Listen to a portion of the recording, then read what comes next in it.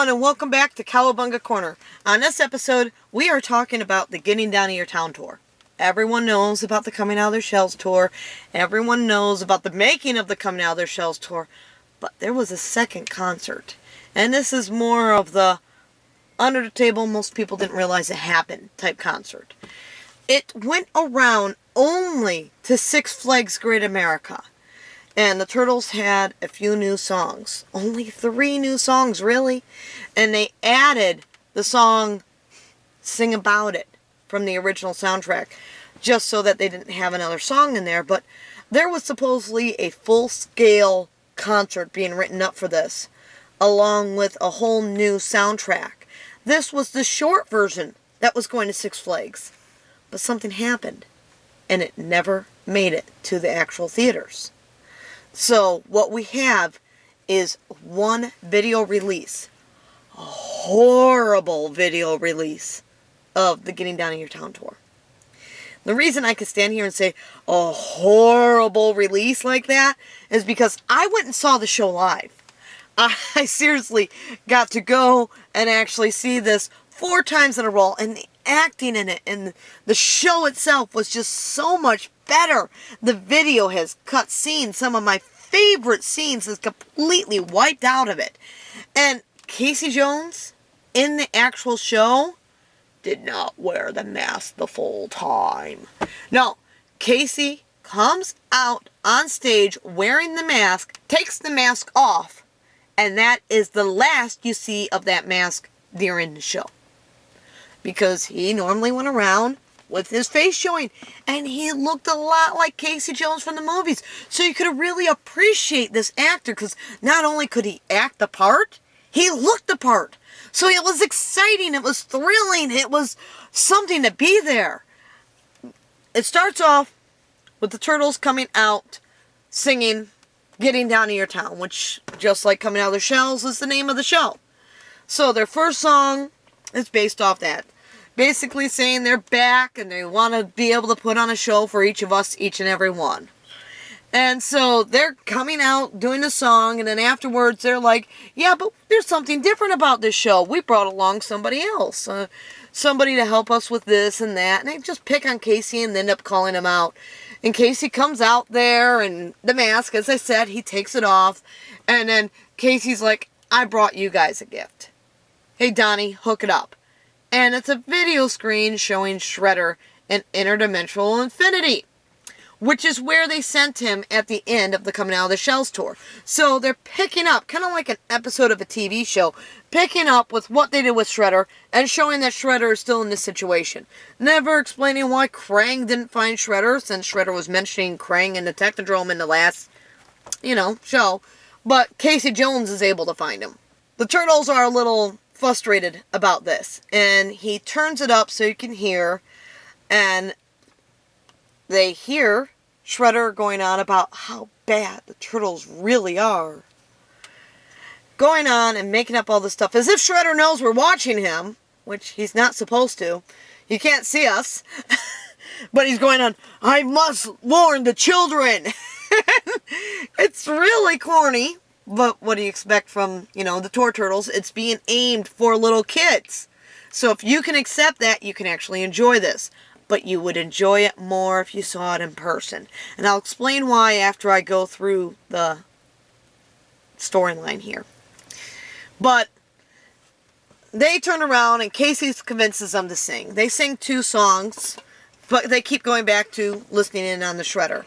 They sing, first they sing Pizza USA. We Got a Pizza USA, where they use these pizzas that was used in the original show as well. He's dancing and singing up there and torment me because they won't throw it into the crowd at Six Flags Great America. It's against the rules there. They were only allowed to throw them in like the big shows. So they tormented me with pizzas. We're going to throw this at you. Here. And they were dancing around with pizza boxes from Pizza Hut, which looked just like this. This is an actual Pizza Hut box from that time period. So we have them dancing around up there with their new pizza song. And it was interesting because they were going on about the different types of pizzas around the world. I enjoyed that. Then they go back to Shredder, and this time they make it so Shredder can talk. And Shredder turns around and is saying how bad they are.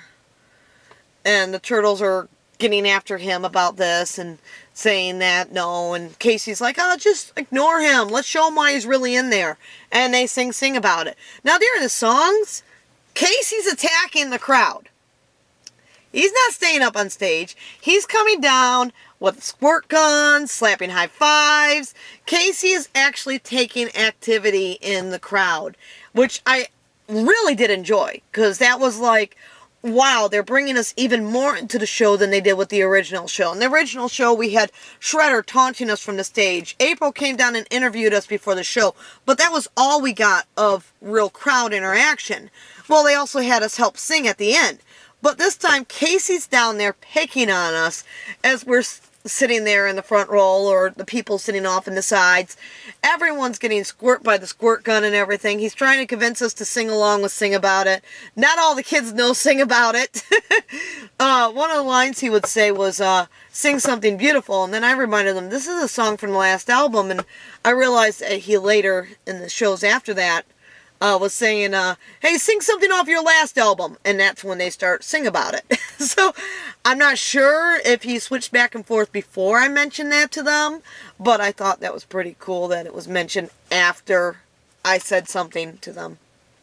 And yes, I did get to talk with a lot of the people who worked on the show. Because we'd sit out in line all day long and they'd come out and mingle with us. One of the people we were talking with was this guy who claimed to be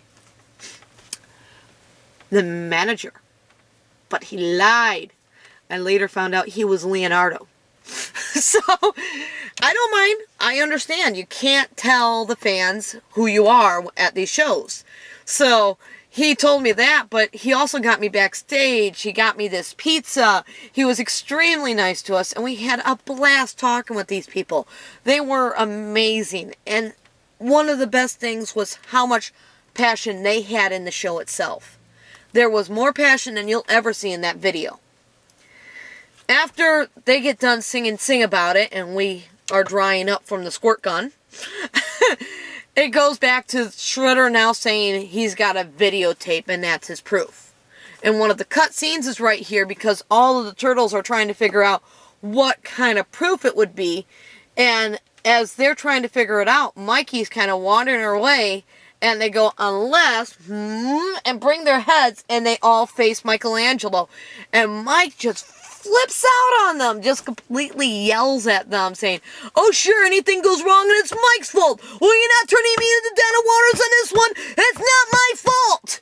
And then, shortly after that scene, Raph turns around and yells, you don't want to make me mad. And Mike's like, yeah, you don't want to make him mad because he turns green, muscles bulge out all over his body, and he goes totally nuts. And Leonardo cuts in, Mike.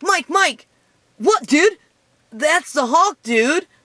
Oh, I knew that. Just testing you. You won some fabulous prizes. These scenes were cut from the video. A lot of scenes were cut. If any celebrity voices or other comic book characters were mentioned, it was cut. So, on a very short show, they made it shorter. The Turtles are convinced now to prove to the world that there's nothing on Shredder's videotape. They pull him out of the interdimensional infinity and bring him to the stage. And sure enough, there's a fight scene. Shredder's got nothing on that videotape. It was a hoax to get himself out of there. Maybe so they could do a third tour if this was successful. And they got him out, fell for the hoax, and beat him up. After they beat him up, they sing one more song, singing We Stick Together, and that's the end of the show. Now, what you don't all know, and you can learn by watching some of our other interviews and stuff, is that the day that the actual show was recorded for the videotape was done over and over again, and Casey had to wear his mask because of union rules. Don't you love unions? I mean, because of unions, and I don't mean that all unions are bad, but when it comes to an actor having to hide what they're doing by changing their names between You have the alternate names and voice actors so they could work for more than one area. You have things like, oh, we'd love to see the original voice actors in Turtles Forever, but they can't because 4Kids was a non-union place and they didn't even try to bring in the original voice actors for the Turtles Forever. There's so much out there that we lose out on because there's so many combining rules and what you could do with the unions. But because of this, Casey had to hide his face. Sad! Very, very, very sad about this because that Casey was awesome. Completely amazing. Wonderful. This actor knew what he was doing. He pulled you into the show. He was terrific. But with that mask muffling his face, he was ridiculous. I watched the video of the Getting Down to Your Town tour for the first time in 1997 when I saw the show itself in 1992. My jaw hit the ground. The Turtles looked like they were just throwing themselves into their movements. There was no sharp edges to it like what I saw when I saw them live. They weren't into it. There wasn't really their audience there. It was all done for that video, and then clips of audiences from other shows was shoved into it. And that's why, if you watch the videotape of Getting Down to Your Town, you're going to say, this show's nowhere near as good as the first one. But if you were there live, if you actually saw these turtles on stage, putting their heart and passion, and actually got to see Casey's face and got him coming down in the crowd, it was a different experience. And the show lived up to the first concert. I so wanted to see a full-scale version of it. I would have went to the theaters. I would have went back to Masonic Temple or whichever theater they picked in Detroit to see them do the show live. Now, when you bought the videotape, there was an offer of a soundtrack. As of yet, I have not found the soundtrack that was offered, and I'd love to get my hands on it. If anyone else has found this soundtrack, and even if you're not willing to separate with it, if you could help get the songs out to the fans, put it on a website for downloadables or something, share this with us because we want to see what else is out there for Getting Down to Your Town. I don't know if this soundtrack has the other songs that was written for the show. I don't know anything about it besides for this little sticker on the front of my videotape saying, order this. But I didn't get the videotape till the late 90s. So there's no way I could have ordered it. It was already way past the date of ordering. I want to know what else was on that tape. So if anyone got it, anyone, share it with us. Show us what's out there. I would love to know the script of the full-scale show of Getting Down to Your Town. So if anyone worked on it and is willing to let this information out, we want to see it. We really want to see it. There's more out there that enjoy the show that let on, as a lot of people attack the Tour Turtles, saying they're too kiddie, they're not the actual turtles. I get picked on constantly for being a fan of the Tour Turtles. But if you went to the shows, you know why I'm a fan. Because there was more to these shows than what you see on video. I hope that we're reaching out to people who have that stuff. But I also doubt it because there's a lot of people out there and who knows who's watching this. But if you are watching this and you have it, or if you're from Viacom and you're wondering, you could probably get the information. Viacom, release us more of the old stuff. Put Coming Out of Their Shells and Getting Down to Your Town on DVD. Add the making as a featurette for it, a special feature. These will sell. Believe it or not, they will sell. There's fans who want this stuff. And if you can actually find interviews, good luck. But if you can, or if you can find when the Turtles were on Lifestyles of the Rich and Famous, put that stuff into the DVD as well. Because that's also connected to the Tour Turtles. Give us bonus features, give us Tour Turtles. We'll be happier than you think. At least I know I will be. Have you seen Getting Down to Your Town? Did you watch it live? Or did you see the videotape? What do you think of this concert? Please share your thoughts and opinions in the comment area or video feedback. We will be excited to see and hear what you have to say. And I know I'm looking forward to to any feedback from people who've actually went to the show as well. Which city did you go to? What was the stage like at your Six Flags? I went to Chicago. There's none here in Michigan. So, share your stories. And we're looking forward to seeing you here next time here on Cowabunga Corner as we interview Kurt Bryant, who was Tokka in Teenage Mutant Ninja Turtles 2, The Secret of the Ooze. The only other time I've seen him interviewed was Black Belt Magazine back in 1991.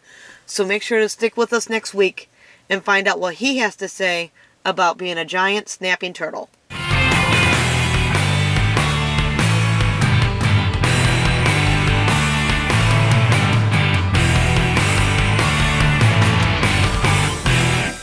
Hi, I'm Kurt Bryant. I play Tokka on the Teenage Mutant Ninja Turtles, Secret of the Ooze. Next week, I'll be on Cowabunga Corner.